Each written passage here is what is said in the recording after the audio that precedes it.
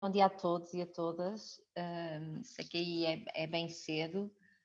Aqui em Portugal são 11 da manhã, portanto já estamos quase no início da nossa tarde. O meu nome é Diana Mesquita e eu sou da Universidade Católica Portuguesa, aqui em Portugal. Eu sou da área da educação e tenho realmente trabalhado há mais de 10 anos em questões ligadas à educação e engenharia. Juntamente com a Val vamos estar a moderar esta sessão técnica, número 24, e como estávamos precisamente aqui a alinhar, como ainda não estão todos os autores da sessão técnica presentes, então vamos flexibilizar aqui um pouco o nosso plano de sessão e vamos tentar garantir, os que já estão, vamos avançar para a apresentação e para a discussão desses trabalhos, e à medida que eventualmente outros autores cheguem, vamos colocando a par do que está a acontecer e vamos improvisando estrategicamente a partir daí. Bom, não sei se alguém tem alguma dúvida, alguma questão, desde já, mas o que eu iria sugerir, à partida, nós temos 3 blocos, como sabem, de trabalhos, cada bloco tem 4 trabalhos associados, e a ideia então seria, eu iria sugerir que cada apresentador, já que é nesta lógica mais interativa e numa lógica também mais de diálogo, eu iria sugerir que houvesse um ponto de partida precisamente para essa discussão e para esse diálogo. Então eu ia pedir que cada autor em 2 minutos, no fundo, partilhasse connosco aqui no grupo a mensagem ou a ideia central do vosso trabalho. No fundo, que nos desse um ponto de partida para conseguirmos explorar aqui, eventualmente, a temática do trabalho e conseguirmos aqui uma interação mais, do meu ponto de vista, mais estimulante e mais interativa. Que vos parece? Pode ser assim? Fiquem à vontade para ligar os microfones, para usarem o chat. Eu e a Val vamos gerindo aqui os 2 canais, digamos assim, de comunicação. Eu gostaria que fosse uma sessão bem interativa e que se sentissem à vontade e que fosse um momento de aprendizagem também para todos. Portanto, não sei o que é que vos parece esta abordagem. Também podem usar os emojis aqui de baixo, que eu adoro. Eu digo sempre isto aos meus alunos, para usarem estes emojis. É uma boa forma de dar feedback, portanto. Bom dia, por mim. Tá todo mundo me ouvindo? Sim, Por Otávio, mim força. pode ser sim. Por mim pode ser sim, sem problema. Perfeito. Obrigada, Otávio. Pelos restantes, sim? Também acho que é legal esse modelo. Boa. Obrigada, Esteban. Ok. E tem aquele ditado que diz que quem cala consente, né? Então... Em Portugal também usamos esse ditado, portanto é válido nos 2 países. Bom, então, como entretanto, penso que não entrou mais ninguém, mais nenhum autor, e eu acho que vamos começar precisamente pelo Esteban, cujo trabalho se intitula Como Marketing e Comunicação contribuem para a formação em engenharia, uma abordagem via aprendizagem baseada em projetos. Esteban, então assim em 2 minutos, qual a ideia central do seu trabalho ou qual a grande mensagem, digamos assim, que gostaria de partilhar connosco? Bom, primeiramente, bom dia a todo mundo, especialmente para você, Diana, você, Valquíria. É um prazer estar aqui com vocês. E a ideia do trabalho foi assim, eu sou do PET Elétrica da Universidade Federal de Juiz de Fora.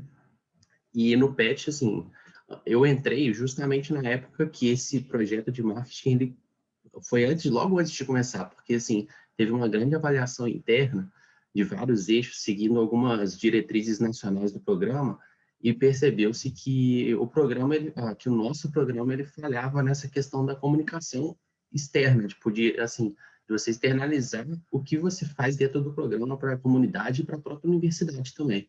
E a gente sentiu que, assim, apesar de existir uma presença em redes sociais e esse tipo de coisa, ela era fraca e podia melhorar.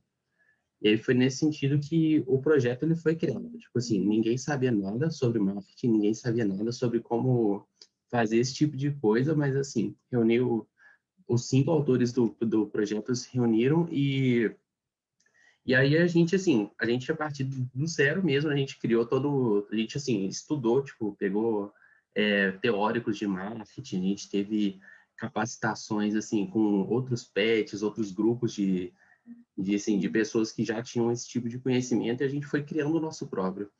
E aí, com isso, assim, a gente intensificou a nossa presença nas redes e a gente usou, tipo, a gente já tinha outros projetos de levar conhecimento à comunidade e tudo mais. A gente tem um blog, a gente tem um podcast no Spotify, por exemplo. A gente integrou isso tudo assim, fez uma divulgação que é muito interessante do nosso programa.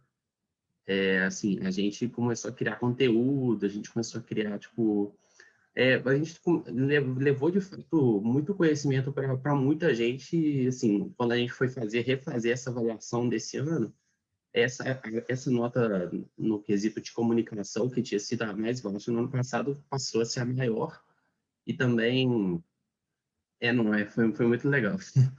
E E também a gente percebeu que, assim, as pessoas de fato hoje sabem o que é o PET e a gente percebe isso porque agora a gente está prestes a começar um novo processo seletivo também e a gente vê que mais pessoas já estão interessadas sem a gente nem ter divulgado isso. Então, assim, a gente vê que realmente deu muito certo.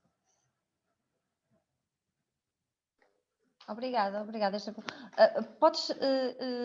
És aluno de engenharia? De que ano? De que período? Então, eu sou da engenharia elétrica, a Elétrica. nossa engenharia elétrica. A nossa engenharia elétrica de Juiz de Fora, ela é dividida em 5 habilitações. Aí a minha seria de robótica, mas existem Ok. outras cadeiras divididas em telecomunicações, eletrônica, potência. E eu estou Exato. no 8º período. O oitavo. Ok, boa. Isso. Era só para contextualizar, porque às vezes também é importante. Eu fico sempre muito surpreendida com os trabalhos dos estudantes e daquilo que eles são capazes de fazer, e por isso eu gosto sempre de saber de que área é que são, em que período é que estão, porque acho super importante. Acho que a Camila tem aqui uma pergunta para ti. Camila, por favor. Olá, bom dia a todos, né? Bom evento para todo mundo. A minha pergunta para o Esteban, queria primeiro parabenizar ele pelo trabalho. Eu tive a oportunidade de ler o artigo dele, ficou muito bom, muito boa apresentação também. E a minha pergunta é qual foi a maior dificuldade que vocês tiveram? Porque vocês são da área da engenharia e estão mexendo com marketing, que não é uma área que a gente aprende na faculdade. E qual foi a forma que vocês agiram para poder superar essa dificuldade? Excelente pergunta, Camila, porque eu também tinha essa pergunta. Porque até a linguagem, não é, que é utilizada em comunicação, em marketing, é uma linguagem muito diferente da linguagem da engenharia. Então, como é que foi esse processo para vocês? Obrigado pela pergunta, Camila. Então, assim, isso realmente eu acho que foi a maior dificuldade de todo o projeto, porque, assim, na engenharia, a gente sabe que, assim, a nossa formação, ela, infelizmente, ainda não é o que devia ser, não é tão interdisciplinar, não tem muito essa comunicação entre as diversas áreas. Tipo, a gente faz uma matéria, mas não necessariamente ela vai estar relacionada com algo que devia estar relacionado. E quando você sai do âmbito da engenharia, fica muito mais. Então, assim, acho que o mais difícil foi na hora de começar mesmo, na hora de você sentar todo mundo e a gente planejar o que deveria ser feito, porque a gente não tinha noção disso. A gente, assim, via que outros grupos da própria engenharia da UFJF já tinham uma presença estabelecida, assim, só que, por exemplo, empresas júnior, eles têm verba para terceirizar essa parte da comunicação. o PET não tem. A gente, assim, na melhor das hipóteses, recebe um custeio anual e, assim, ele não pode ser usado para esse tipo de coisa. A gente tem uma série de limitações e a gente mesmo que teve que fazer.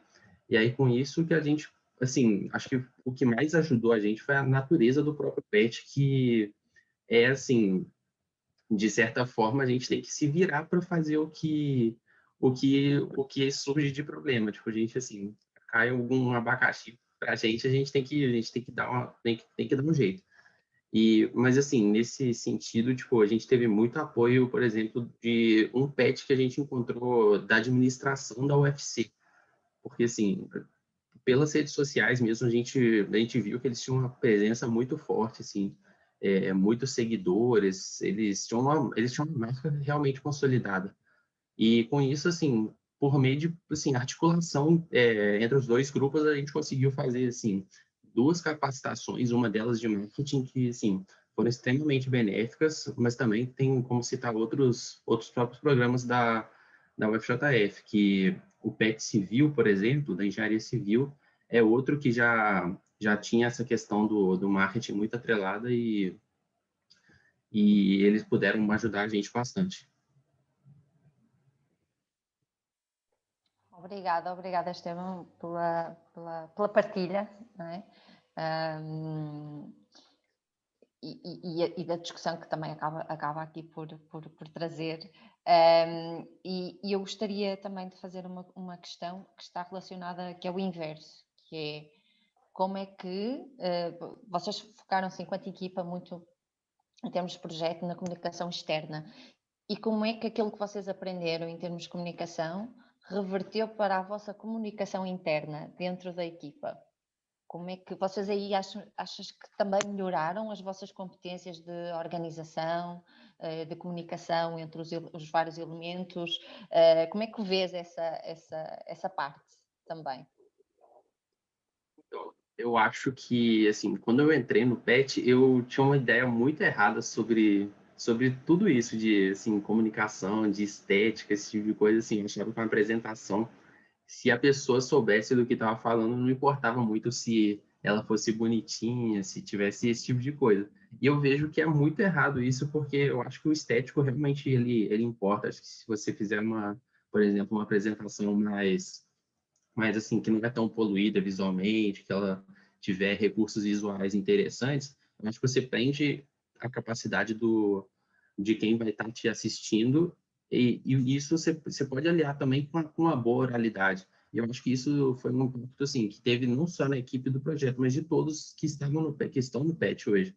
Porque assim, você vê, tipo, que as pessoas, elas buscam se recriar para fazer uma apresentação diferente das padrões. Tipo, a gente tem um modelo padrão de apresentação, mas que ninguém usa ele justamente para poder dar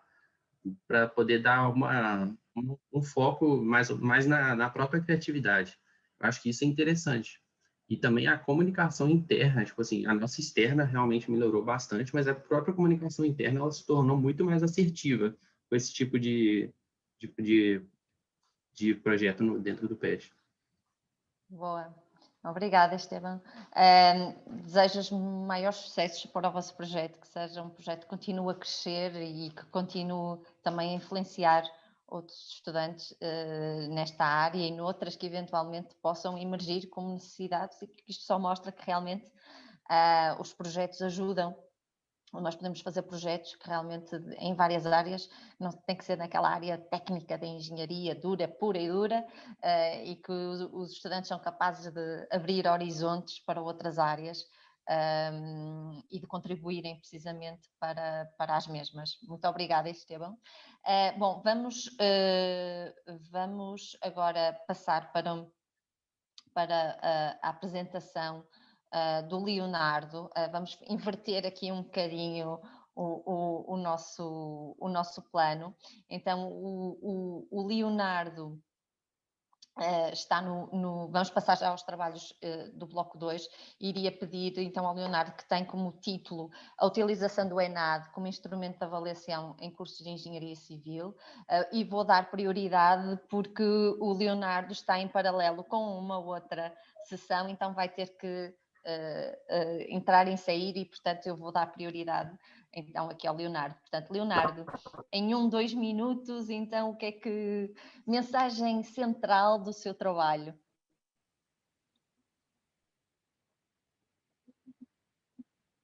Boa tarde, bom dia, vocês estão me ouvindo? Bom dia. Estamos a ouvir, sim. Eu estou a ouvir. Perfeito. Bom, eu sou o Leonardo, eu sou aluno do mestrado na Escola Politécnica da USP. O meu trabalho aqui sobre a utilização do ENAD como instrumento de engenharia civil, fazendo uma introdução rápida, basicamente um método de avaliação que o Sistema Nacional de Avaliação de Ensino Superior utiliza para verificar como está o nível dos egressos, né, no ensino superior por cada curso. E, bom, eu sou engenheiro civil, mestrado em engenharia civil, e a gente resolveu fazer uma análise de como o ENAD avalia os egressos utilizando a prova de 2017, que foi o último relatório disponível quando o artigo foi feito, e utilizamos como comparação 3 instituições públicas divididas pelo Brasil, então uma em São Paulo, outra também na região sudeste e outra na região nordeste. E a partir dos relatórios disponibilizados pelo INEP, né, que é quem controla o ENAD, a gente fez uma da prova em questão número de questões por área de conhecimento. Então, foi dividida a prova com 40 questões em área de conhecimento, por exemplo, estruturas, transportes e solos, elétrica, hidráulica, e foi avaliado como essas questões se distribuem em quantidades, em tempo necessário para execução e dificuldade, né, grau de dificuldade para execução dessas questões. E tiramos conclusões de distribuição de questões do ENAD. Então, tem, por exemplo, disciplinas como estruturas que tem pouquíssimas questões, de 40 questões teve uma questão válida. Então, a avaliação fica muito difícil você avaliar um curso de ensino superior com apenas uma questão sobre um tema. O gestor, o coordenador do curso, acaba ficando de mãos atadas para poder tomar qualquer atitude para melhorar o seu curso nessa área específica. Além disso, essa análise que a gente fez por área de conhecimento, o ENAD não faz isso, então a gente acabou dividindo conforme o nosso critério. Então, caso um gestor de curso, um coordenador, queira fazer essa análise por disciplina, para saber em qual disciplina a instituição dele está deixando a desejar, ele mesmo teria que fazer essa análise questão por questão, não é algo feito pelo ENAD, então é um ponto que talvez poderia melhorar. E também, segundo os relatórios, avaliamos a questão socioeconômica dos participantes, conforme as questões. Aqui no Brasil, a gente tem sistema de cotas, ingresso de cotas. Então, é uma coisa que, apesar de existir, ainda não condiz com a realidade do egresso que sai das instituições. Nem todos os que entram pelo sistema de cotas saem, se formam, e, além disso, tem uma discrepância muito grande também entre o perfil econômico das pessoas que saem do ensino superior aqui, pelo menos no curso de engenharia civil, e no trabalho a gente faz essa divisão comparando as 3 instituições, como elas se comportaram nos resultados da prova de conhecimentos gerais específicos, divididos por categoria, e qual é o perfil socioeconômico de cada uma delas e como elas estão distribuídas na instituição. É isso.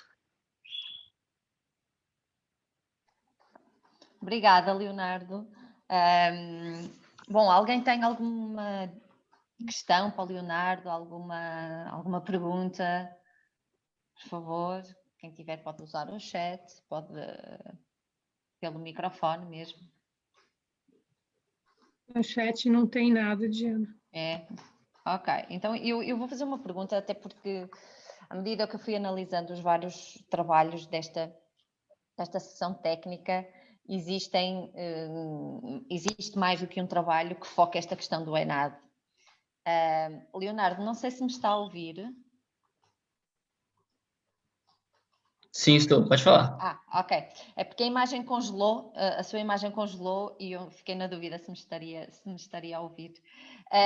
E então, como eu estava a dizer, existem aqui alguns trabalhos que focam esta questão do ENAD e eu gostaria da sua opinião, até porque foi o seu trabalho acabou muito por ir a fundo, né, na análise, digamos, do relatório do ENAD no que diz respeito às engenharias, portanto tem um grande conhecimento de causa e eu gostaria de ouvi-lo, da sua opinião, da sua perspectiva sobre o assunto, relativamente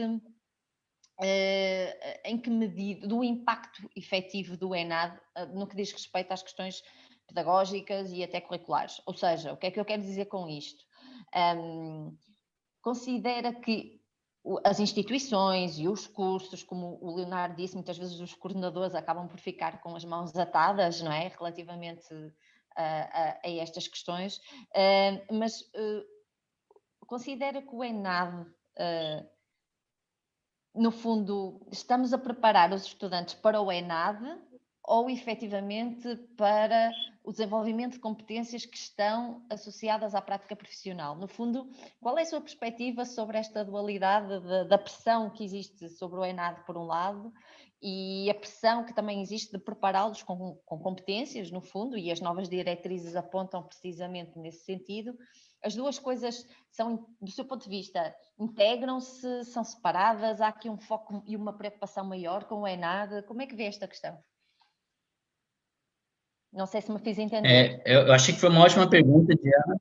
Consegui. Foi uma ótima pergunta e eu não acho que o ENAD ele seja, do ponto de vista pedagógico, utilizado de maneira correta para avaliar as competências e habilidades que são necessárias ao engenheiro civil. Hoje, eu acho que o ENAD é muito mais utilizado como uma ferramenta de comparação de qualidade de cursos a partir da nota geral do que para cumprir, de fato, aquilo que ele se deveria prestar. Então, uma das coisas que eu bato muito no meu artigo é como que você avalia as competências e habilidades de um engenheiro que são muito grandes em diversas áreas de conhecimento, com apenas 30 questões, sendo que existem diversos conhecimentos e habilidades em diversas áreas. E o que mais me assusta é como que você avalia um curso de engenharia civil que profissionais eles deveriam sair habilitados para projetar as diversas estruturas com apenas uma questão válida. Acho que, do ponto de vista pedagógico, ele acaba ficando a desejar, mas acredito que tem potencial para melhorar muito isso. Alguns anos atrás, quando eu prestei o Enem, que é o nosso processo seletivo para entrar nas universidades federais, em 2012. E quando eu prestei, uns 3 anos antes de eu prestar, o Enem ele não era visto com muito bons olhos. Então, teve uma mudança muito grande de qualidade no Enem, e eu acredito que isso também possa acontecer com o ENAD, se todos ficarem batendo na mesma tecla. Que o ENAD ele pode ser utilizado como uma ferramenta de gestão e avaliação, não só por parte do governo e das pessoas que querem entrar na faculdade, para falar, poxa, esse é um curso nota 4, esse é um curso nota 5, mas também como ferramenta de gestão para os coordenadores melhorarem o curso. Hoje não está no ponto que eu acredito que seja o ideal, mas acredito que tem espaço para melhorar. Ok, boa. Obrigada. É bom ter a sua visão sobre o assunto e podemos eventualmente depois, com os outros trabalhos, explorar um pouco mais esta questão, até porque quando falamos de avaliação de competências estamos a falar de um mundo muito complexo que acaba por exigir uma reflexão muito profunda sobre a mesma. Portanto, obrigada, Leonardo, pelo contributo. Não sei se mais alguém tem alguma questão, se não vamos avançando. Ou algum comentário também sobre esta discussão que acabamos por ter. Ok, então vamos avançar. Leonardo, obrigada. Não sei se possivelmente vai ter que mudar de sessão, mas se tiver a oportunidade de voltar, será muito bem-vindo, poderá fazê-lo. Bom. Muito obrigado, Diana. De nada, obrigada eu. Bom, vamos continuar neste bloco 2 e agora sim, eu gostaria de pedir ao Otávio também uma mensagem-chave sobre o seu trabalho, que é centrada no desenvolvimento de uma plataforma de aprendizagem de sistemas embarcados baseada em ESP32. Portanto, Otávio, fica à vontade para nos falar um pouco do seu trabalho. Bom dia, gente, tudo bom? Meu nome é Otávio, eu faço engenharia elétrica no IFMG Campus Formiga, e a ideia do nosso projeto surgiu do seguinte: a gente ia formatar um curso utilizando a plataforma Me Controlada ESP32 para fazer as jornadas de cultura que tem no campus. Aí o que a gente surgiu? Não, vamos montar uma plataforma de desenvolvimento que auxilie o aluno, que seja utilizado com a ferramenta, que tem os materiais tudo lá já, para facilitar. Foi onde que a gente fez isso. Isso aí incentiva o aluno a cultura maker, ir lá na sua casa, acessar os arquivos, acessar os roteiros em casa. E é isso. Obrigada, Otávio. Bem sintético, Nada. mas que disse muito. Em poucas palavras, disse muito. Excelente. Não sei se alguém tem alguma questão, algum comentário para fazer ao Otávio e do projeto que foi desenvolvido, que é super interessante. Ok, se não, eu vou já começar com algumas perguntas. Otávio, eu gostaria que tivesse agora então a oportunidade de explicar um bocadinho melhor o desenvolvimento deste trabalho e deste projeto, como é que foi feito, portanto, no fundo, como é que foi executado, com quantas pessoas, portanto, a equipa que desenvolveu, quantas pessoas tem, como é que caracterizaria essa equipa e, no fundo, e considerando quem viu eventualmente ou leu o artigo ou a sua apresentação, de facto, efetivamente tem um enorme potencial em termos de resultados, da aplicação da própria plataforma, e então eu gostaria de saber como é que foi mais o processo. Portanto, enquanto equipa, quem foi essa equipa, como é que essa equipa trabalhou, como é que executou e como é que se sente relativamente a esse resultado que foi alcançado. Diana, os envolvidos foram 5 pessoas. Eu e o meu xará, que também chama Otávio, a gente que começou a fazer o trabalho. Aí surgiu o interesse do desenvolvimento da plataforma e, como todo mundo envolvido da engenharia, o ambiente foi propício para a gente, porque é muito comum nos cursos de engenharia elétrica usar um microcontrolador, só que o Uno, o Arduino Uno. Aí o ESP, como é como se diz, futuro que está chegando, a tecnologia nova, a gente sentou, formatou em cima da estrutura de um curso do ESP que já tem no campus, que aí um professor envolvido, que já estava tomando conta de um curso anterior, já falou, gente, é interessante isso, aquilo, isso aqui não é viável fazer. Aí a gente sentou, estruturou no começo, aí começamos a fazer a elaboração, falar assim, a gente vai explorar qual recurso do microcontrolador. Aí o microcontrolador, no caso do ESP, ele já tem o Wi-Fi, o Bluetooth integrado, a gente já começou a jogar para esse lado. A gente começou a falar assim, vamos fazer alguma coisa que faça o aluno interessar, aí ele desenvolveu o interesse. Porque na engenharia, o que a gente consegue notar é que tem muita desistência, tem muito desinteresse também. Eu até coloquei isso no artigo, e pela minha própria turma, não precisa ser assim, quem entrou e fez um curso de engenharia sabe que o número de desistência é muito grande. E a estrutura nossa foi desse jeito. Aí, para elaborar o roteiro, a gente sentou e falou assim, vamos fazer algumas perguntas do início ao fim para padronizar todos os roteiros. A gente acabou fazendo isso. Está explicado? Sim, isso é super interessante porque da mesma forma como há pouco o trabalho do Esteban sai um bocadinho, não é, da lógica da engenharia, o vosso tem um propósito que é para alunos de engenharia, ou no fundo que vem potencializar a aprendizagem no limite de dos estudantes de engenharia neste referente a este conteúdo em particular. Então eu ia perguntar, vocês têm planos de disseminar e de utilizar estes roteiros por outras instituições de ensino superior, por professores que estejam associados e que lecionem este tipo de conteúdo? Vocês já pensaram nisso? Porque no trabalho, nas conclusões, há assim levanta essa hipótese, mas vocês têm algum plano concreto? Porque pode realmente ser uma mais-valia para muitos professores usarem esses roteiros e os alunos terem acesso aos mesmos. Qual é a sua perspectiva sobre isso, Otávio? Nós, a gente tem sim. A plataforma, como ela é open source, é bom a gente disponibilizar esse material, porque como é uma tecnologia nova, como eu havia falado, muito da linguagem que tem nela é nativa, vem da China, no caso é chinês. Aí, quanto mais material você tiver, mais estrutura você vai ter para desenvolver alguma coisa. E para qualquer pessoa que tiver acesso, a gente ainda vai pensar numa maneira de disponibilizar um link, ou quem tiver interesse, mandar um e-mail para quem está responsável, e a gente caminha, sem problema. Eu acho que sim, acho que vocês deviam apostar nessa divulgação e nessa disseminação, acho que era uma mais-valia, precisamente por essas consequências, não é?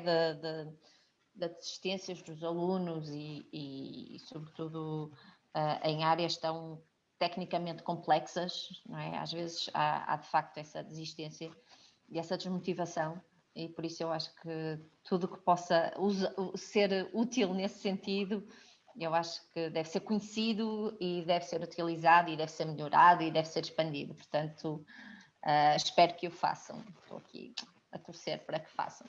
Certo. Não sei se mais alguém tem um comentário sobre o que estamos aqui a explorar ou uma pergunta diretamente para o Otávio.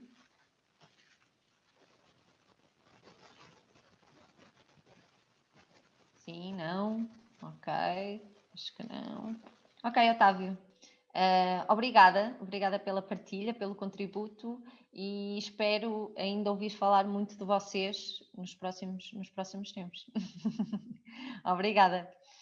Bom, vamos então avançando ainda neste bloco para o trabalho da Velasca Soares Aguiar, sobre contribuições da disciplina de projeto aplicada à engenharia química no processo de alfabetização científica no ensino superior.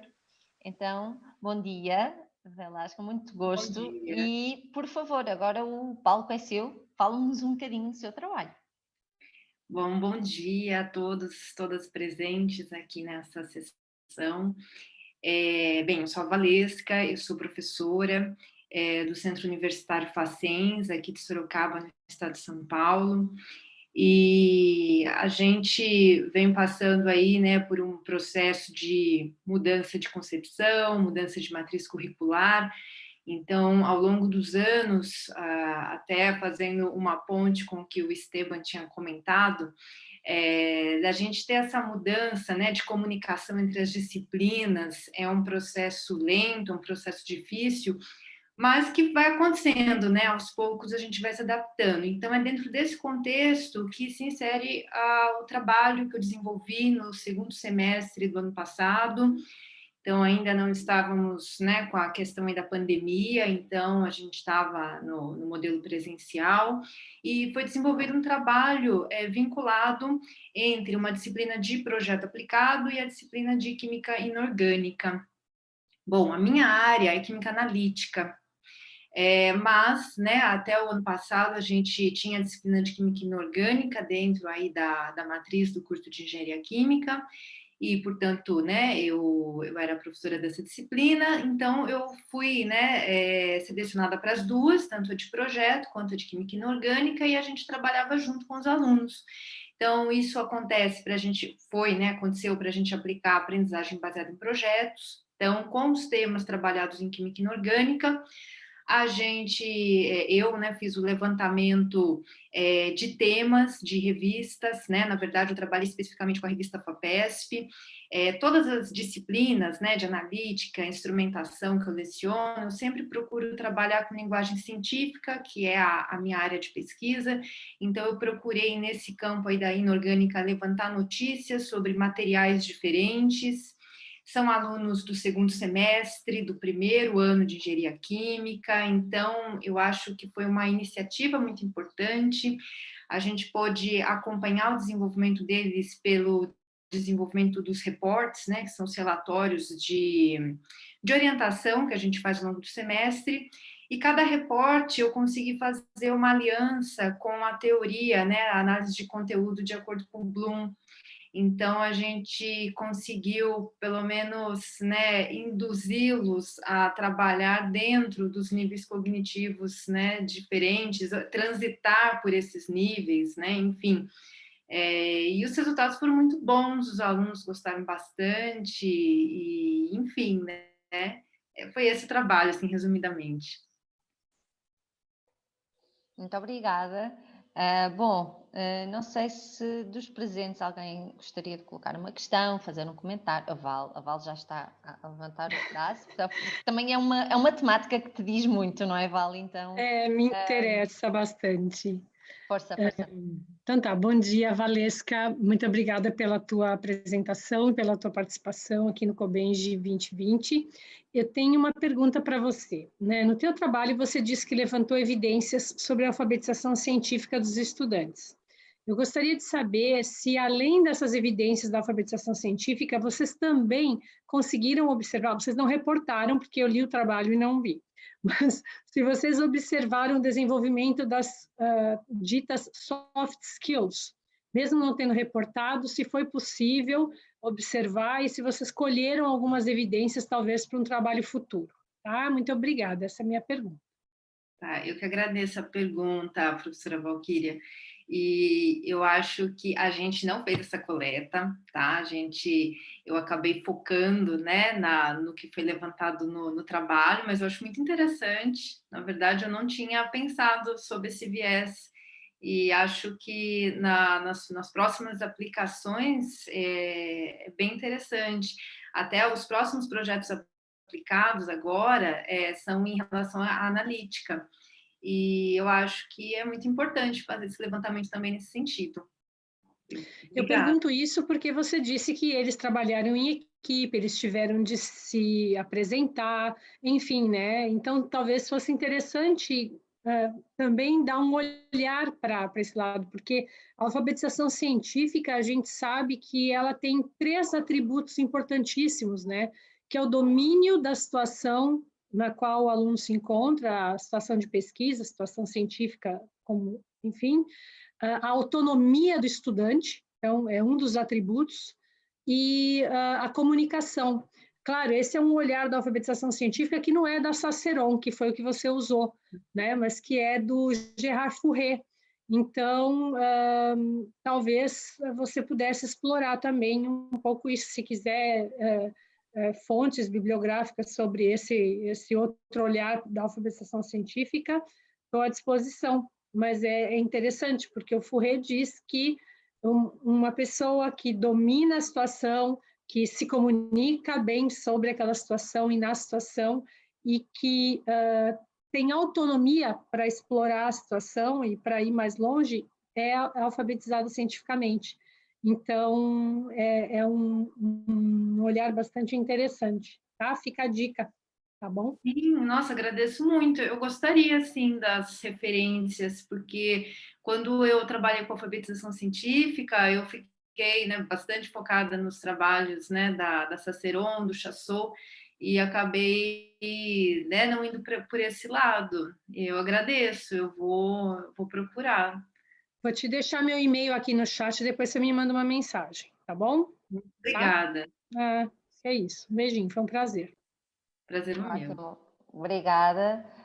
Também temos aqui uma pergunta do Esteban no chat, que elogia muito o seu trabalho, e pergunta: você sente que pela posição da disciplina na grade no curso, que é no segundo período, não é? Portanto, é muito nos momentos iniciais, não é? Dos cursos de engenharia, que são sempre os mais desafiantes, diria assim.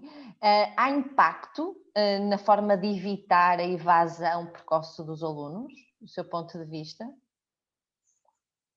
Portanto, o projeto potencia, digamos assim, eu acho que é um bocadinho isso, Esteban, não é? Potenciará, digamos assim, essa evasão? Ou evitar essa evasão, mitigar essa evasão? Sim, sim. Agradeço a pergunta e eu acho que sim, viu? Eu, pelo menos, assim, é um trabalho bem difícil, porque a gente sofreu, principalmente aí nos anos de 2016, 2015, que começou a haver a mudança da matriz, uma resistência muito grande dos alunos em relação ao projeto. E pensa em projeto, e muitos associavam o fato de você aplicar projeto com o fato de você não ter aula, né?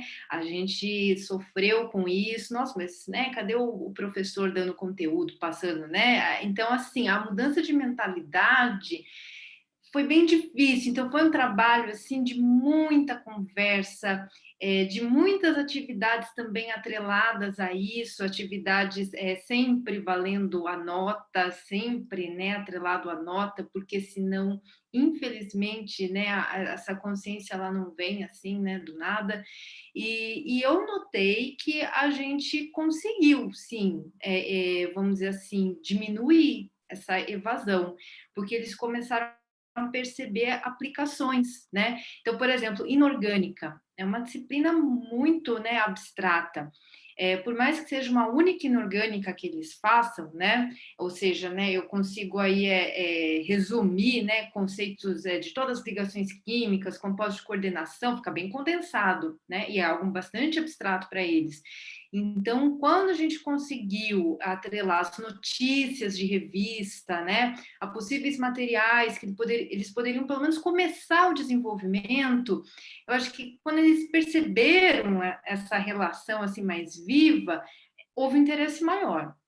Pelo menos a gente sentiu, só para ter uma ideia, né? É claro que eu não estou aí com uma população de alunos muito grande, né, para fazer aí uma análise, mas dentro da turma do segundo semestre de 2019, teve apenas um aluno que desistiu.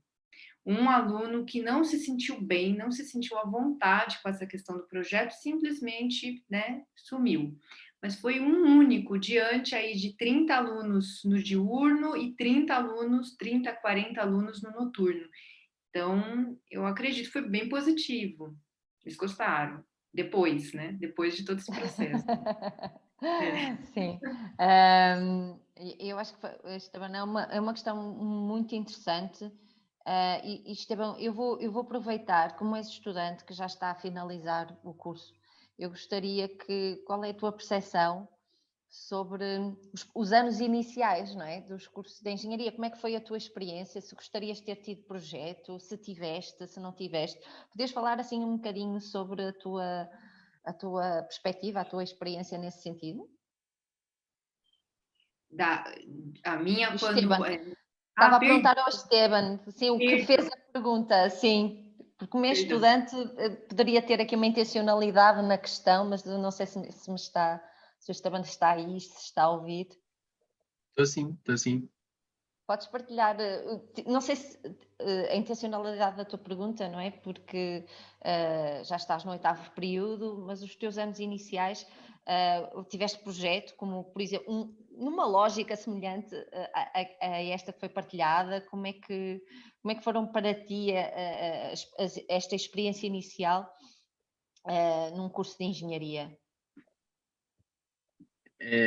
Então, eu perguntei isso justamente porque a engenharia elétrica aqui, ela entra muito aluno, são 244 alunos que entram por ano na engenharia elétrica. Só que, assim, eu vejo hoje, nas turmas que eu estou do 8º período, não é essa a realidade, não é essa a quantidade de alunos. Então, assim, logo no primeiro ano tem muita evasão. E aí, por isso que eu fiquei curioso, porque eu acho que são essas matérias, assim, que saem um pouco do que você tinha falado também, tipo, da engenharia bruta, que ajudam a manter o estudante interessado, porque no começo do curso é muito, assim, conhecimento, assim, muito abstrato de, tipo, cálculo, de física, e você não vê onde que tudo vai juntar para engenharia. Mas por isso que eu quis perguntar também, que acho que é muito interessante esse tipo de disciplina, e justamente porque é algo que eles vão usar durante todo o curso e a vida profissional deles.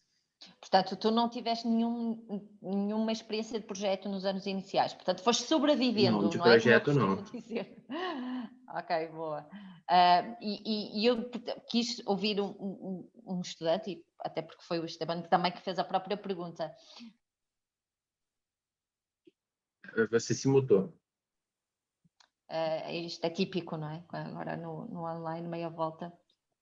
Porque nos anos iniciais, e agora existe alguma literatura também já sobre isso, que dá a particular importância à existência dos projetos nos anos iniciais dos cursos de engenharia, em termos de motivação do estudante, por um lado, e por outro lado, também em termos de desempenho académico, acaba por ter resultados mais que vai ao encontro do que o Esteban estava a referir. Portanto, as coisas estão muito ligadas. Claro que pode haver sempre níveis de evasão, porque há estudantes que às vezes nem se identificam com aquela área da engenharia, no limite, não é aquilo que querem para a vida, mas isso é diferente, não é?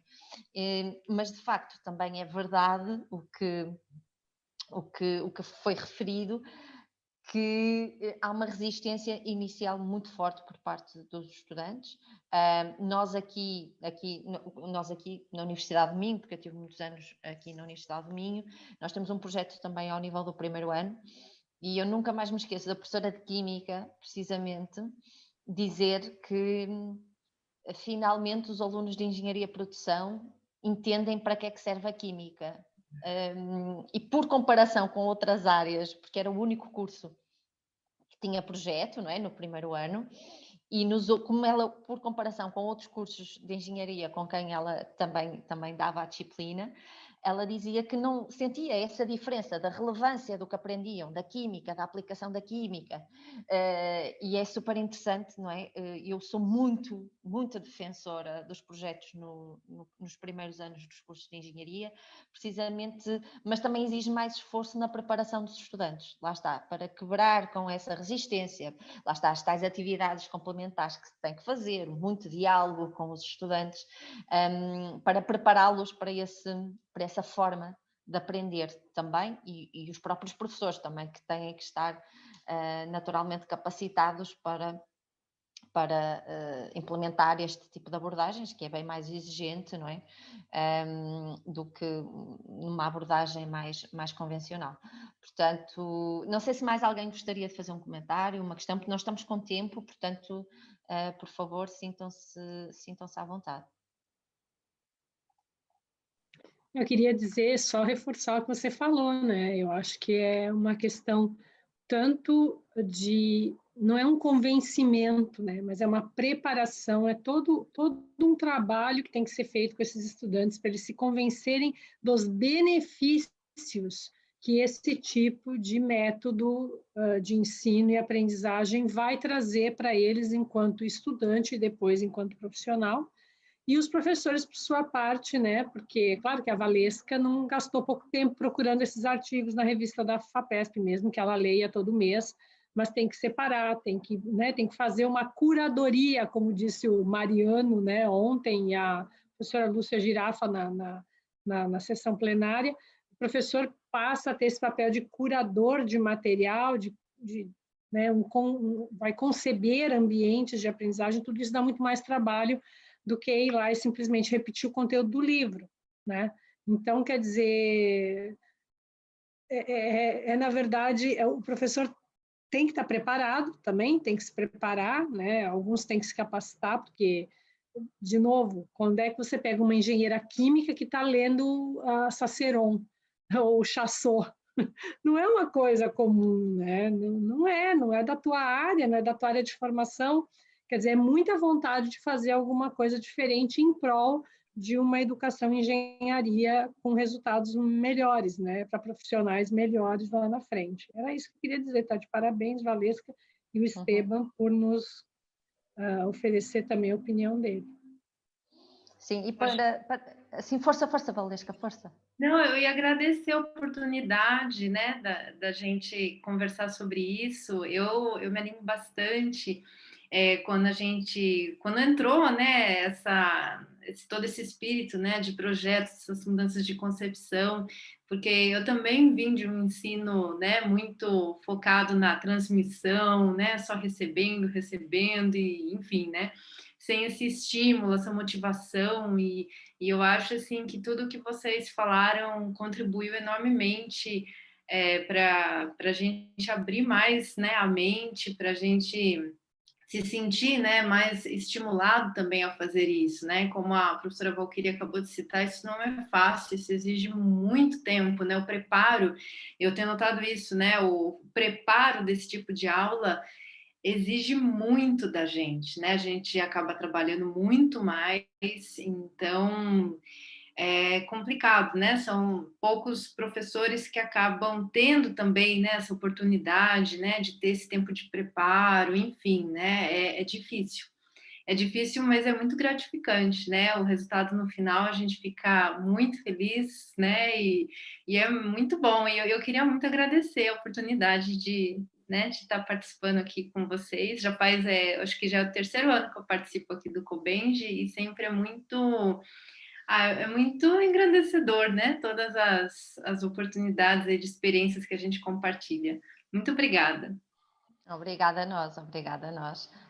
Bom, eu gostava de rematar este assunto antes de avançarmos para o próximo bloco, porque estavam a falar precisamente dessa flexibilidade, não é? Que o professor tem de ter, de ler sobre outras temáticas, pegar em autores, não é? Que escrevem de uma forma diferente, não é? Na educação, nós somos mais densos na escrita, eu costumo brincar com isso, não somos tão... Felizmente já temos pessoas a trabalhar de forma mais... E a educação e a engenharia como área de conhecimento está a contribuir fortemente para isso, para digamos, como área de conhecimento que permite efetivamente trazer os contributos da educação, mas contextualizados para a engenharia. Eu acho isso de uma grande mais-valia que eu gostaria de destacar aqui e relembrar aqui, porque às vezes também nos esquecemos disso, da importância da educação e engenharia como área do conhecimento,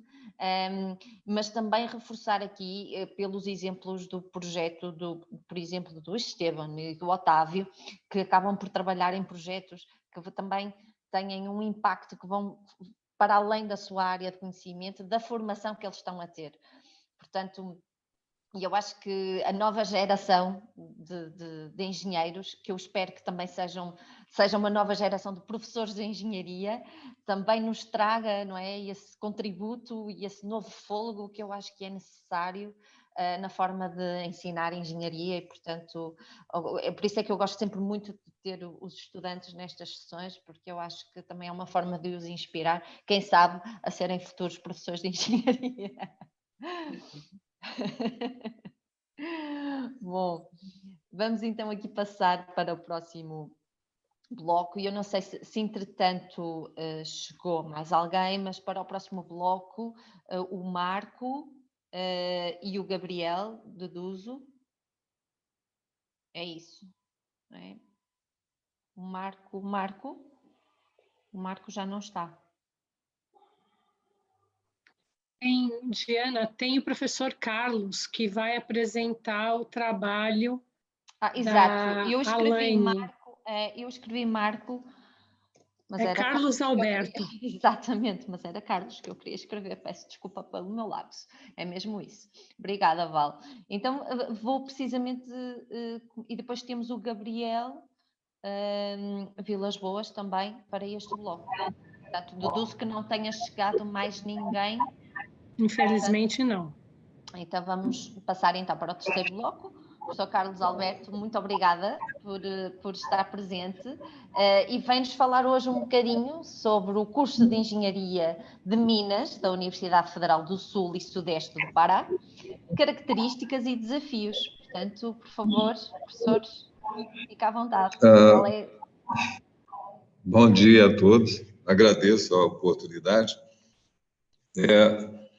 Eu trabalhei 12 anos na Amazônia, depois vim dar aula aqui na UFOP, na Engenharia de Minas.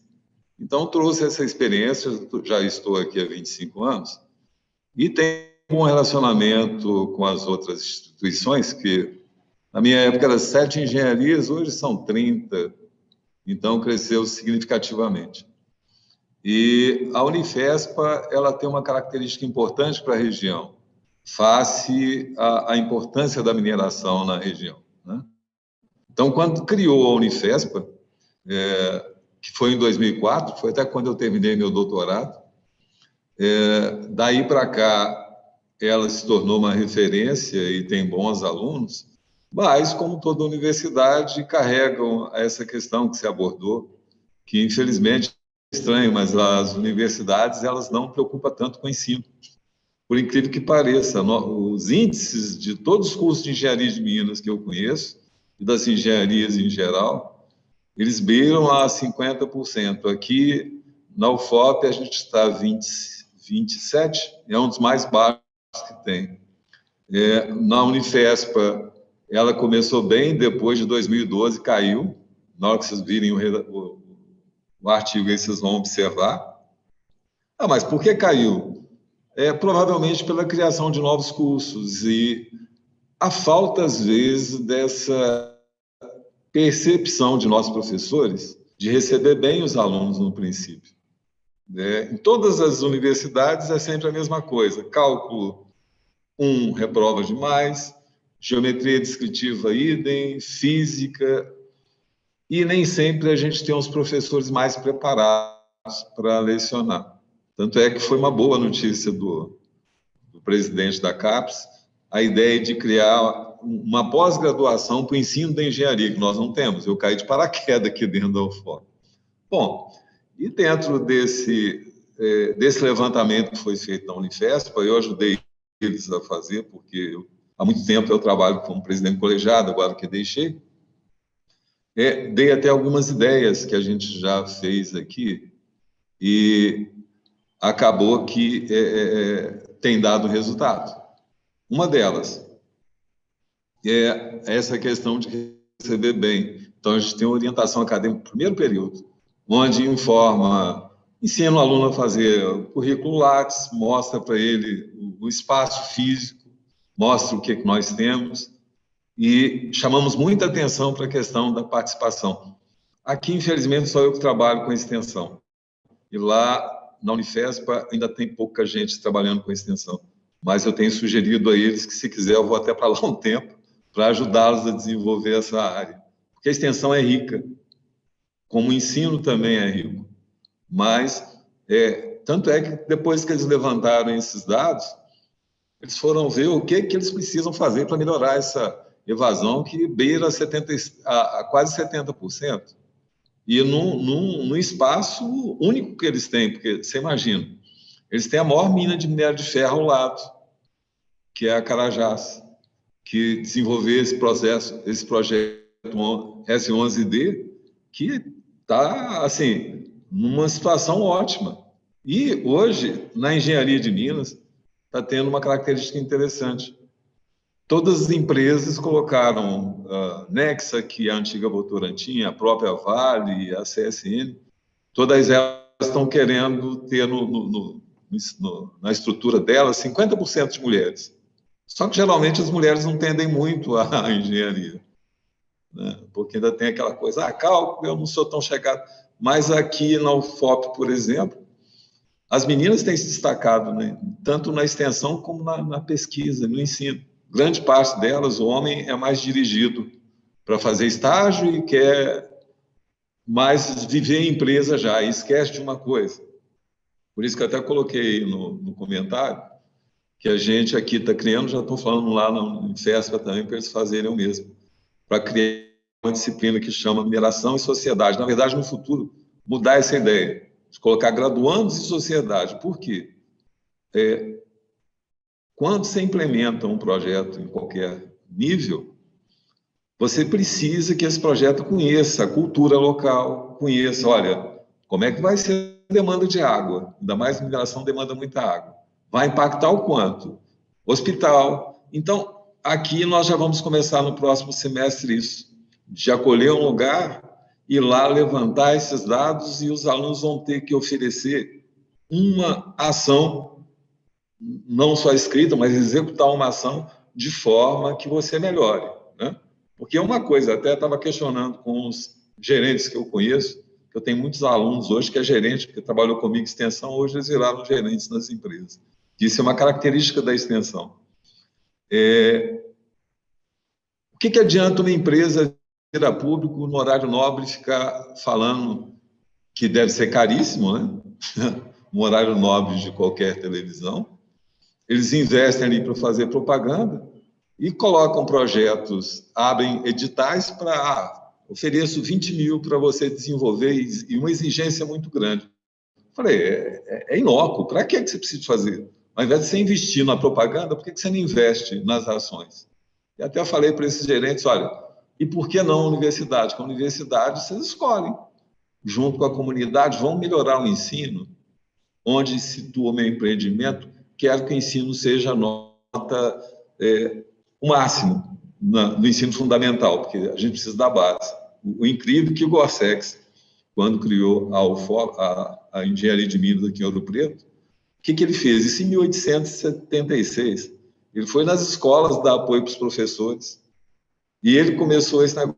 Eu falei, pô, como é que a gente perde essa história ao longo do tempo? A gente esquece das coisas e a gente vira um tecnocrata. O que importa.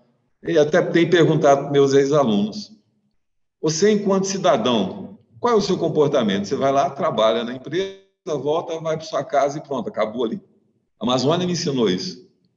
Na Amazônia, eu me envolvi, eu tinha que me envolver com o meu funcionário, com a comunidade em volta, né? E isso é interessante. Agora, a Unifesp tem me chamado a atenção porque eles têm muito, os alunos deles são muito motivados. Então, eu acho que essa evasão é um pouquinho falta deles de talvez organizar. Agora, talvez com esses dados, eles vão poder trabalhar melhor isso e melhorar essa questão da ação. Eles têm muitos alunos deles já estão bem colocados nas diversas empresas no entorno, que já participei 3 vezes. Eles fazem um encontro anual, lá com a presença de empresas e com... Os alunos organizam tudo, eles não contratam empresa, não. Os alunos é que fazem... Tem a garota do cafezinho, que toda hora ela fica nos servindo. É bem interessante isso. E eles preocupam, os alunos que arranjam o carro deles mesmos e nos levam aos hotéis. E é bem interessante o trabalho que eles fazem lá, né? Mas você vê, engenharia a gente precisa de repensar.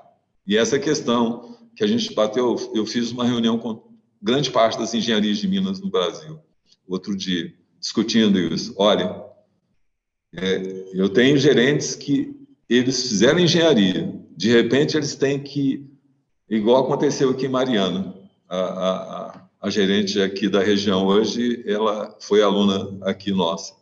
De repente ela tem que ir na Câmara de Vereadores para conversar com o vereador. Você está preparado para isso? Nós preparamos esses alunos e temos que mudar essa cabeça, igual a professora aí anterior falou, sobre essa questão, que o mundo nosso é muito maior. Agora, o problema aqui que a gente ainda tem é que grande parte dos professores não estão preparados para isso. Eles não têm essa visão.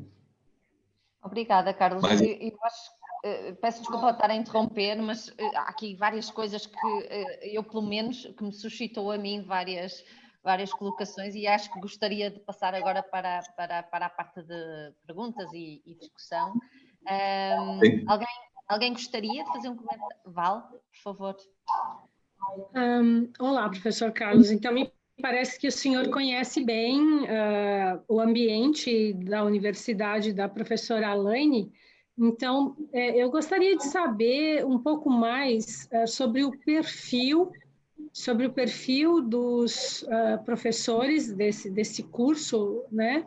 E também se você acredita que eles estariam abertos a participar em ações de formação de professores para o ensino superior, porque isso pode ser uma ação importante para ajudar a escola a reverter o quadro que aqui foi colocado.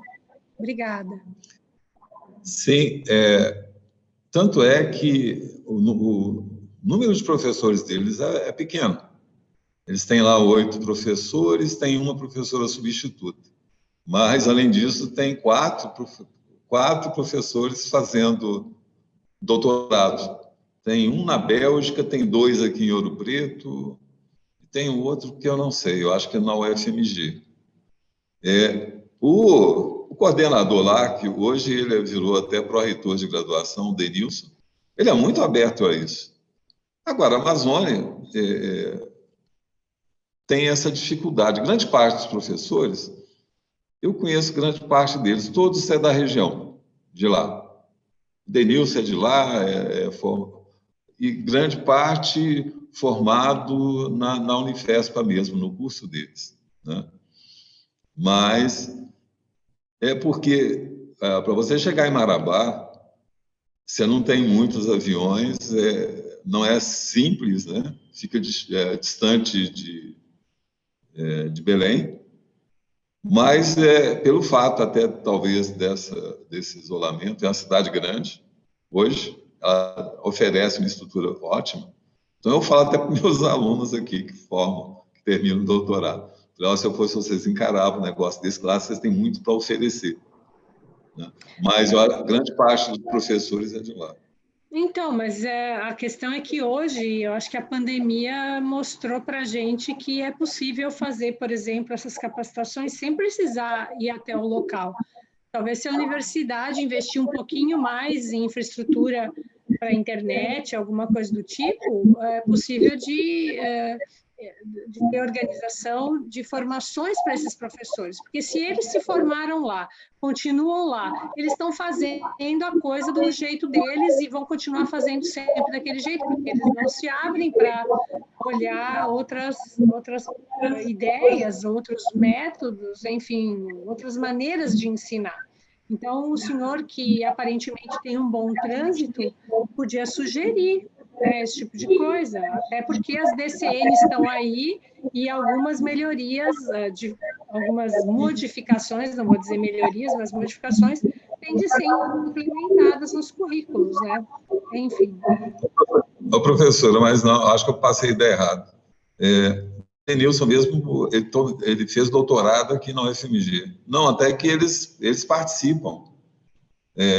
Já eles fizeram a graduação lá, mas a maioria fez mestrado e doutorado por aí. A Alaine, que está aí no nome, ela fez mestrado aqui em Ouro Preto, né? E agora, isso que você está falando, eu vou até falar, a gente tem a Assembleia segunda-feira, como a CNPq já mostrou aí que teremos poucas bolsas para o próximo ano. Uma das coisas que eu vou lançar a ideia é isso, que eu tenho outro aluno que está dando aula lá em Crateús, no interior do Ceará. Ele fez mestrado aqui e, é claro, ele formou aqui e foi para lá.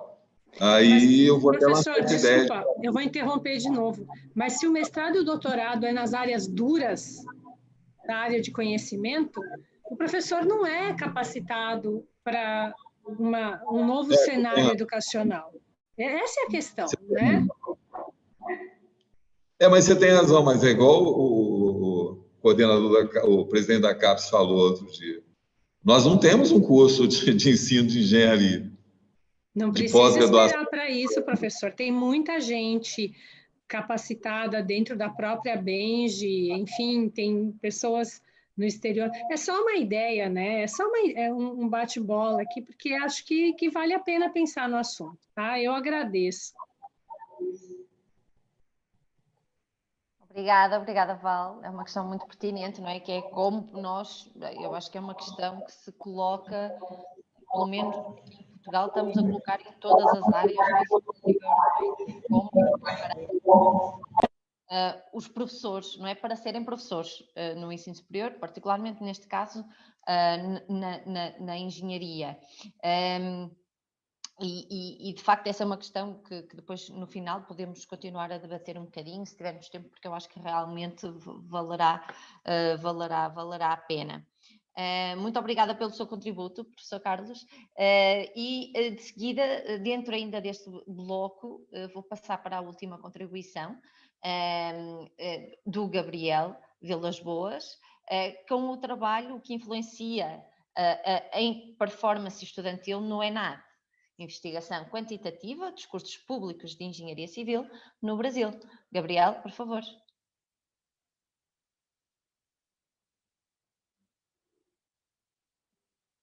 Gabriel, consegue ouvir-me?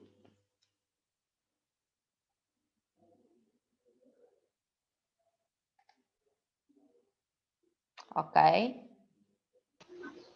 Ótimo, acho que já o vamos ouvir. Bom dia a todos. Olá, Gabriel, bom dia. Estamos Bom a dia. vê-lo e a ouvi-lo.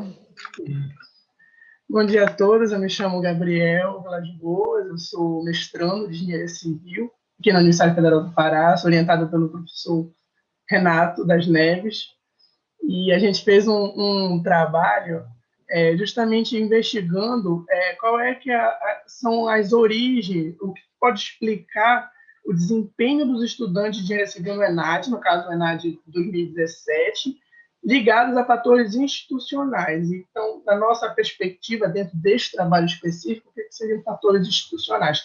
Seriam fatores ligados tanto à questão do professor, a figura do docente, quanto à questão relacionada à figura da instituição de ensino. Então, para isso, a gente realizou, enfim, a gente construiu algumas variáveis, que seriam algumas relacionadas à didática, à qualificação, à dedicação do professor, a outras relacionadas à instituição de ensino seriam relacionadas ao número de vagas ofertadas pelo aquele curso, tempo de duração dele, se ele é semestral, se ele é anual, se ele é federal, municipal, estadual, enfim. Foram diversas variáveis que a gente selecionou a partir tanto da plataforma do Ministério da Educação, do EMEC, que também foi citado nos trabalhos, tanto em relação ao ranking universitário da Folha, o RUF. Então, a gente pegou esses dados, a gente construiu uma base de dados de várias fontes e a gente verificou essa questão mais inferencial. A gente deu um enfoque quantitativo mesmo, através de regressões múltiplas, e no estudo a gente faz diversos testes de confiabilidade do modelo, e a gente verificou desse resultado que a didática, primeiro no sentido dos professores, né, a didática e a qualificação, elas são estatisticamente significantes dentro do universo amostral de 119 cursos no Brasil inteiro de engenharia civil. Então, ela é significante e é positiva, ou seja, quanto maior for a didática e a qualificação do professor, segundo os dados do próprio RUF, né, que é o relatório da Folha de São Paulo, maior tem de ser o desempenho do aluno no ENAD, que já é meio verificado na literatura, porém a gente trouxe uma ênfase quantitativa, né, que nos permite ter essa maior confiabilidade. E na questão dos atributos institucionais, a gente verificou que o tempo, né, do curso, a história do curso também influencia, né? Tem alguns cursos no Brasil com mais de 100 anos de funcionamento e todos eles obtiveram excelentes desempenhos no ENAD. Então, foi verificado também que há esse processo de aprendizado não só do aluno, né, que a gente não enfatizou nesse estudo, mas possivelmente um aprendizado da própria instituição em verificar como é que ela pode trabalhar esse ENAD. Então, pode ser uma vertente de um trabalho qualitativo subsequente. E também verificamos que a organização, né, também do curso, se ele é semestral, se ele é anual, isso vai impactar também no desempenho do aluno, de modo que os cursos, uma relação positiva da oferta, significa que os cursos que não tendem a ser anuais, eles têm uma preferência, uma tendência de terem melhor desempenho do que os cursos que não são anuais. Então, dá a entender de que há uma maior possibilidade de se trabalhar o currículo de várias formas. E também, por último, a gente verificou que há uma significativa estatística da questão da organização. Se o curso é municipal, se o curso é estadual, se o curso é federal. Então, a gente conseguiu verificar que os cursos federais tendem a ser mais preponderantes do que os cursos estaduais, que, por sua sequência, tendem a ser mais preponderantes do que os cursos municipais. Isso também pode ter uma relação com a proporção de verbas destinadas, né, a escala de verbas, que vai depender da organização governamental que está gerindo aquele fator. E a gente verificou também que a dedicação do professor, o número de vagas, o currículo e a relação da oferta não vão necessariamente impactar de forma estatisticamente significante no desempenho do ENAD 2017. Porém, isso não quer dizer que eles não sejam atributos ou fatores institucionais de fato válidos. No ENAD 2017, não foram considerados válidos. Isso pode dar um indicativo de quais fatores-chave, naquele momento, foram, de fato, decisivos para que influenciassem no desempenho dos estudantes. Ok, obrigada, Gabriel. O seu trabalho é realmente muito, muito interessante e traz aqui também algumas colocações. São questões sempre muito complexas, não é? Como ainda há pouco falávamos do trabalho anterior, que curiosamente também foi na engenharia civil, não é? Foi o trabalho do Leonardo, centrado nas questões do ENAD. E, portanto, eu gostaria aqui, se alguém gostaria de colocar um comentário, uma pergunta, primeiro aos participantes, que eu tenho sempre perguntas, como eu costumo dizer. Não? Ok. Gabriel, eu vou fazer exatamente por um lado. Eu tenho aqui duas grandes questões. Uma que tem mais a ver com um dos resultados do trabalho, que tem com essa variável da ação do professor, não é? Como sendo uma das variáveis que se torna, e o vosso estudo mostra isso, que se torna decisiva na questão do desempenho académico. Isto liga-se com a discussão que estávamos curiosamente a ter anteriormente, não é? Portanto, nesta ação do professor, vocês conseguem ter, isto pode ser na sua opinião, ou também pode ser com recurso ou com recurso aos dados que vocês recolheram, em que é que incide especificamente esta ação do professor, de que é que estamos a falar, ou seja, quais são os ingredientes-chave, eu diria, de sucesso, se quisermos até colocar esta grande palavra, não é? Que pode significar muita coisa, na ação do professor, que pode ser decisiva e ter um impacto neste desempenho por parte dos alunos. Bom, esta é a minha primeira pergunta e depois eu faço a outra. Obrigado, Diana, pela pergunta. Realmente é um ponto que a gente discutiu bastante no momento da definição mesmo de quais variáveis, quais perspectivas a gente analisar. O ponto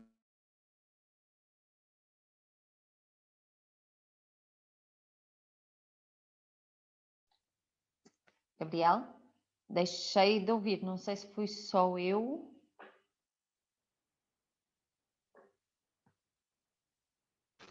Não, aqui saiu também. Tá. Ok. Gabriel, deixamos de o conseguir ouvir, provavelmente alguns problemas de conexão.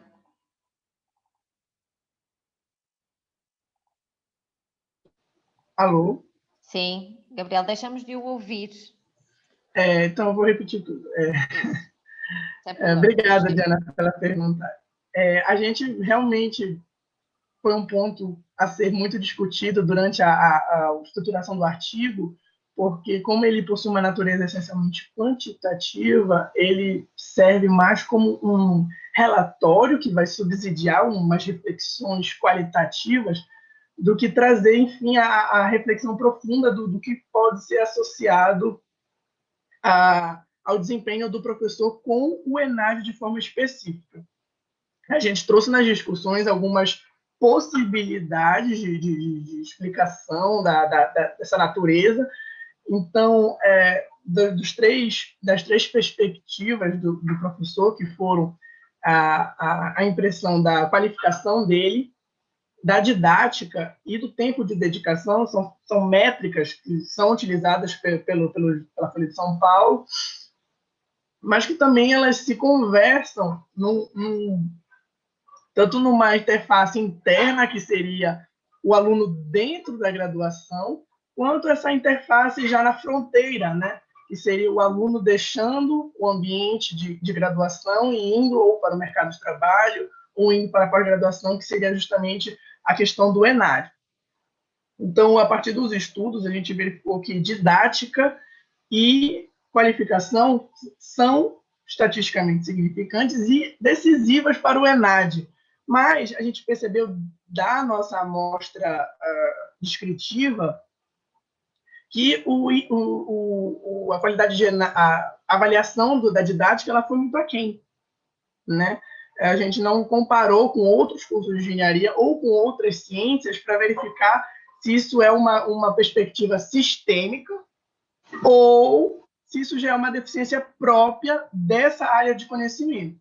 Então, a gente verificou que os professores eles têm uma qualificação boa, até porque, principalmente na esfera federal, já é exigido uma titulação, enfim, os professores que entram devem ser, no mínimo, doutores, então há esse forte engajamento acadêmico do professor para atuar na pesquisa, para se qualificar.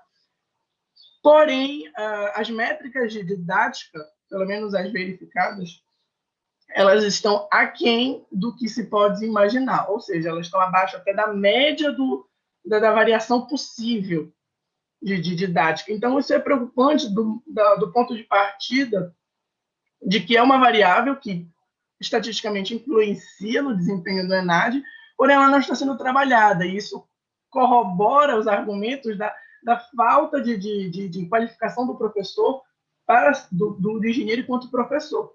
Né? O engenheiro ele tem a formação tecnicista da graduação e principalmente na pós-graduação. Então, a falta do conhecimento do pesquisador, do engenheiro que vai se tornar professor de engenharia, está realmente faltando essa perspectiva da didática, da qualificação, do aperfeiçoamento, da qualificação do professor para atuar do engenheiro como docente.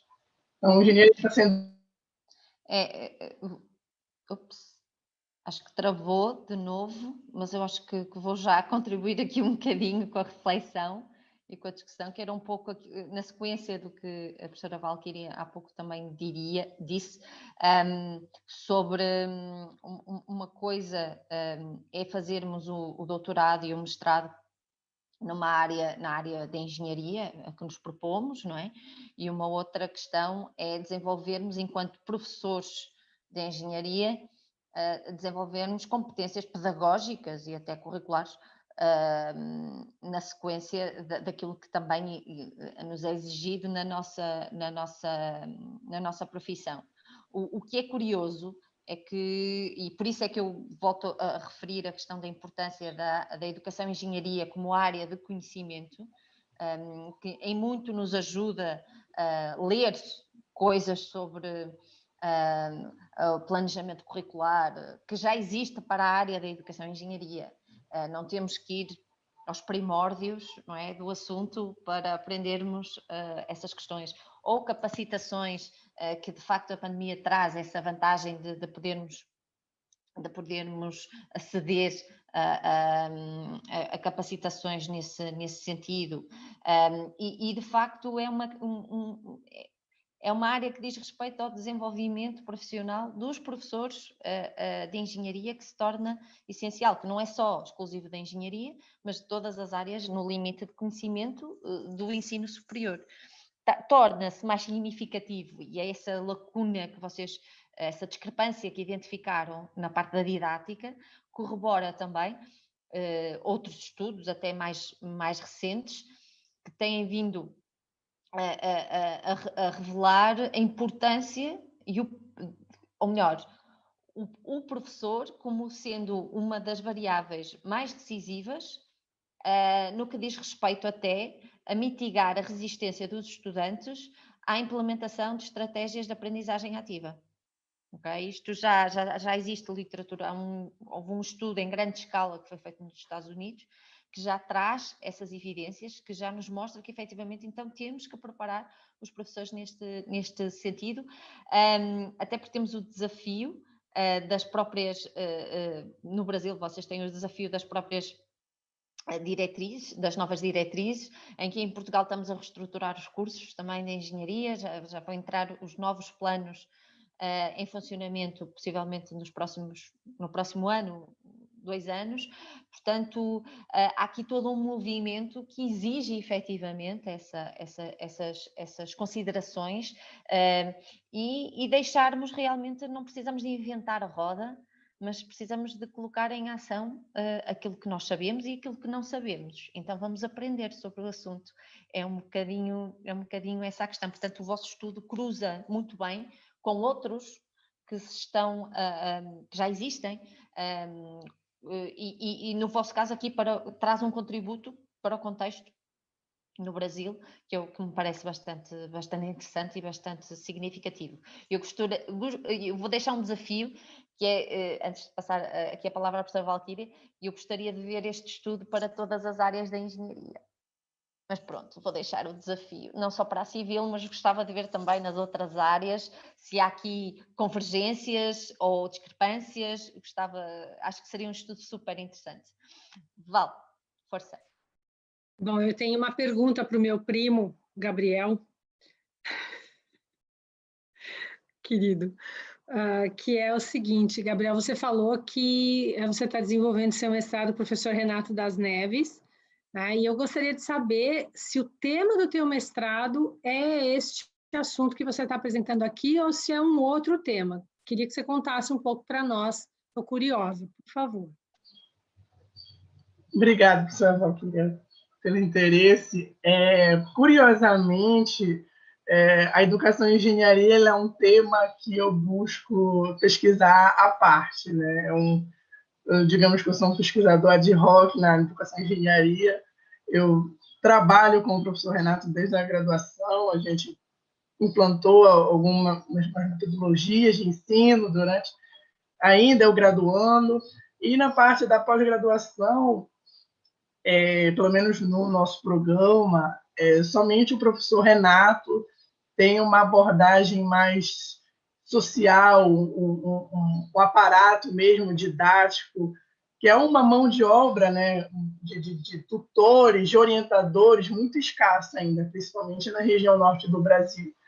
Então, fica muito difícil andar um projeto todo com essa área. Então, a priori, a gente está trabalhando ainda para ver se consegue fazer alguma coisa mais na área de engenharia de avaliações, uma área um pouco mais técnica, porém eu me interesso bastante pela área da investigação mesmo, então eu consigo casar essa área quantitativa da investigação empírica dos métodos estatísticos, a corroboração das teorias, no ensino de engenharia, justamente para trazer um pouco de base, de robustez, de resultados a se basear para criar novos argumentos, novas argumentações. Então, talvez a nível de doutorado eu já possa investigar algo mais relacionado a essa temática, que eu vou ter uma base mais sólida, justamente para ter substância mesmo para falar. Obrigada, Gabriel, que você tenha muito sucesso, né? Eu fico sempre muito animada quando eu converso com o pessoal da Beijo Estudantil, né?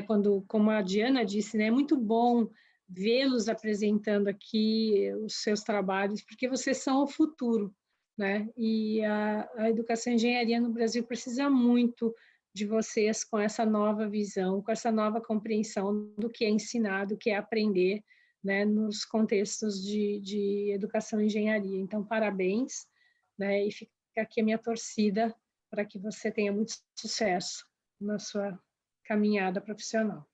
Obrigada. Obrigado, eu.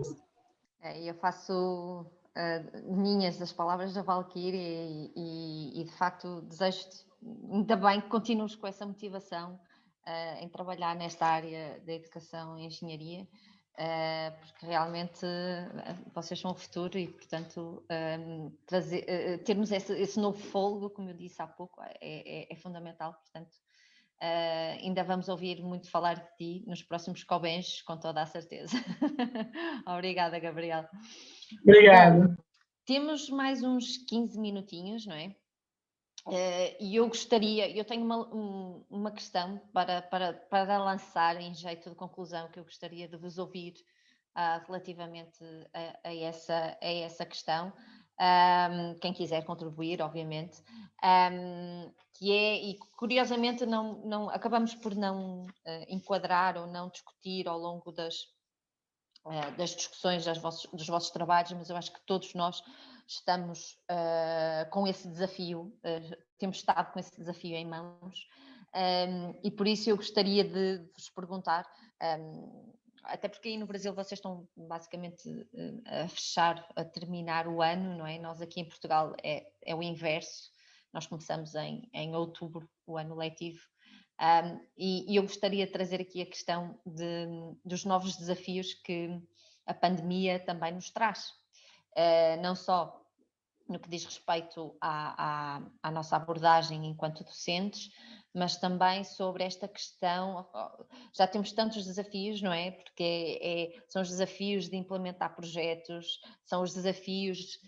inerentes às novas diretrizes, agora temos os desafios que uma pandemia nos traz. Então eu gostaria que nos próximos minutos, se alguém quisesse partilhar a sua experiência ou uma aprendizagem, no fundo, que tenha tido e com a qual todos possamos, de algum modo, também nos inspirarmos e aprendermos, e eu ia-vos passar então um bocadinho a palavra sobre esta questão. Alguém gostaria de partilhar a sua experiência e a sua aprendizagem durante estes meses complicados e desafiantes? Isto também é válido, naturalmente, para os estudantes que também estiveram implicados neste processo, obviamente.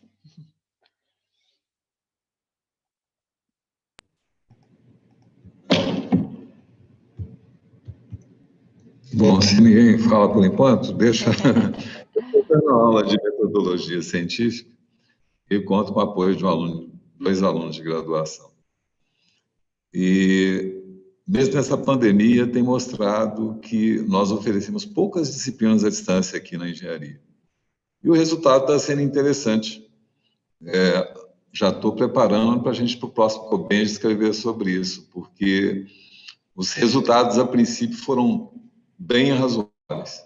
Em termos de trabalho, na avaliação, a gente focou mais no trabalho em grupo e à distância, mas esse desafio de trabalhar em grupo que é difícil, e gerou 5 possíveis artigos que os alunos vão poder apresentar. E essa disciplina aqui é oferecida no segundo período.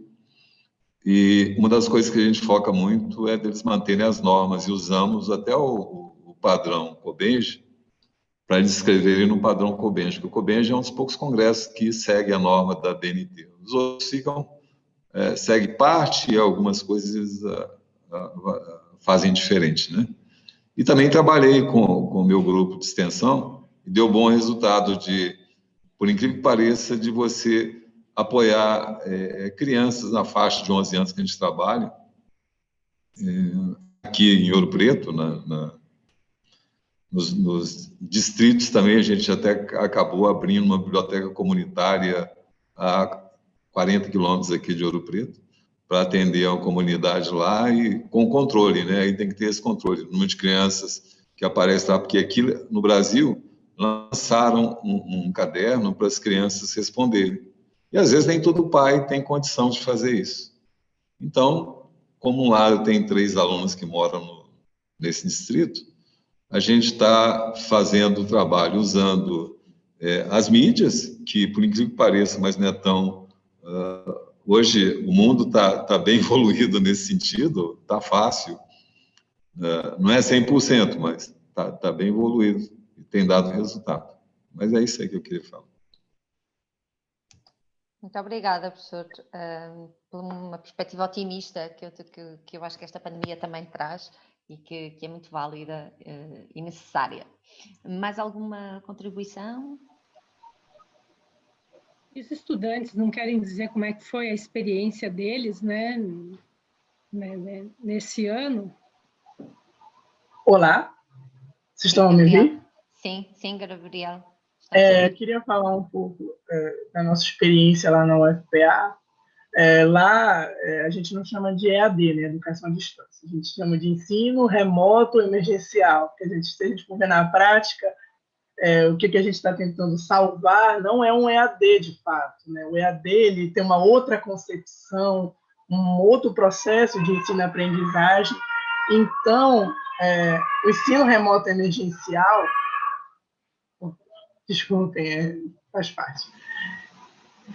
Então, o ensino remoto emergencial ele veio justamente para quebrar alguns paradigmas dentro da própria faculdade de engenharia civil, porque alguns professores começaram o período emergencial já na mesma metodologia da presencial, então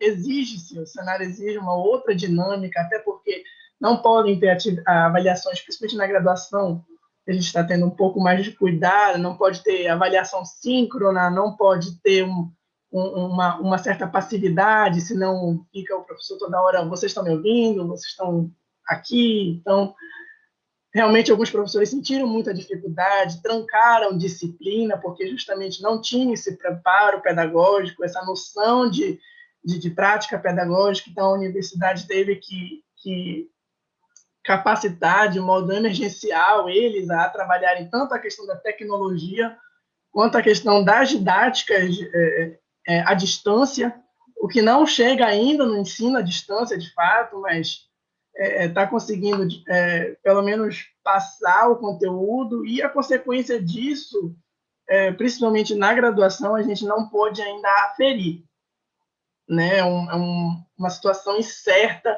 de fato, se os alunos aprenderam aquele conteúdo, se eles realmente só tiveram uma nota e o currículo andou e bola para frente. Principalmente nos concluintes, né? Que é a situação socioeconômica, eu preciso me formar, eu preciso ter o diploma. Então, é muito delicado essa questão, né? Eu estive conversando com o professor Renato justamente por isso, que foi muito difícil.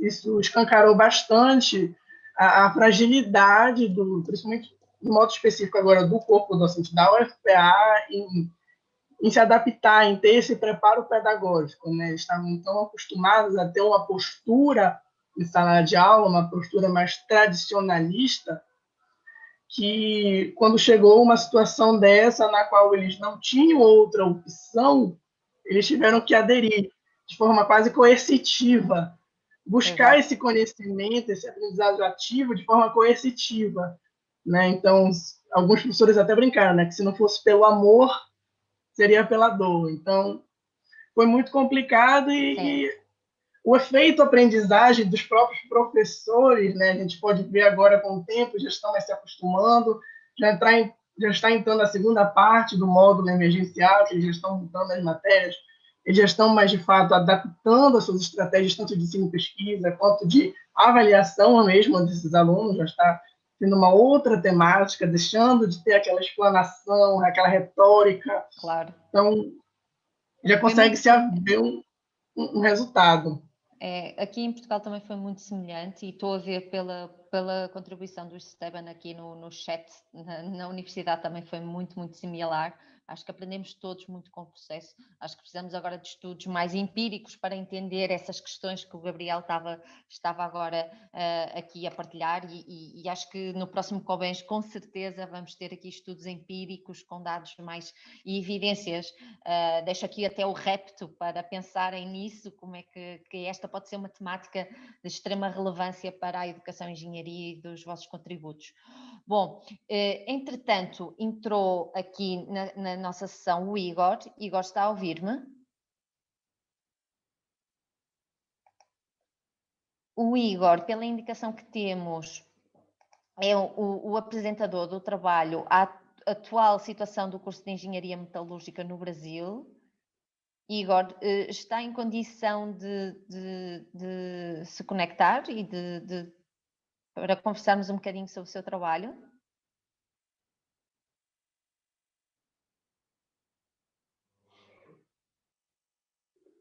Penso que não. Eu, pelo menos, não estou a ouvir. Eu também não estou ouvindo. Eu estou consultando o técnico da plataforma para saber, porque normalmente a plataforma fecha exatamente no horário. No horário, depois temos 3 minutos. Isso, então quero saber do... Ronier, você está aí? Ronier? Sim. fecha exatamente às 9h45 ou se o Igor tiver em condições de apresentar, dá para a gente ficar mais 5 minutos? Não, dá para ficar assim mais um tempinho, sem problemas. Tá. Então, Ok, Igor... É isso. Igor, precisávamos apenas da sua confirmação, por favor, se está em condição de conectar-se. Conectar o áudio, por favor.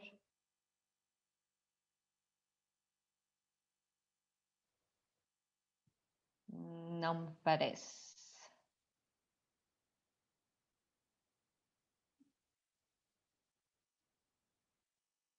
Igor, vou repetir mais um pouco, mais uma vez. Se nos estiver a ouvir, poderia ligar o seu microfone, por favor? Ou escrever no chat.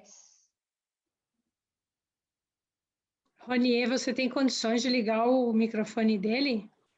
Uhum. Já solicitei. Eu Ele também só tem que aceitar. Eu também já coloquei o pedido, mas por algum motivo deve... Enfim, bom, então temos um minuto e eu vou aproveitar este 1 minuto para encerrarmos esta sessão técnica. No fundo tivemos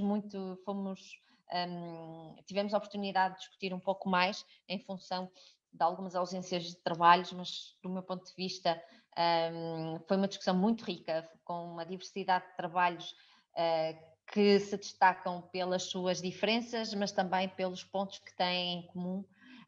Eu espero que tenha sido igualmente útil para todos que aqui estão presentes. Para mim foi um gosto moderar esta sessão e não posso deixar de agradecer à organização do Covens pelo convite, agradecer à professora Valquíria pelo apoio também nesta sessão técnica, que é sempre um prazer trabalhar de perto com a professora Valquíria, e agradecer a todos e, portanto, daqui a pouco, então, seguindo a programação, às 10h15, teremos então uma sessão plenária sobre as competências dos engenheiros segundo as novas diretrizes na promoção do desenvolvimento sustentável na indústria. Eu acho que, de algum modo, acaba por ser uma continuidade da discussão que acabamos por ter aqui nesta sessão técnica. Portanto, muito obrigada a todos e a todas. E vemo-nos eventualmente por aí durante o dia. Muito obrigada e um bom dia.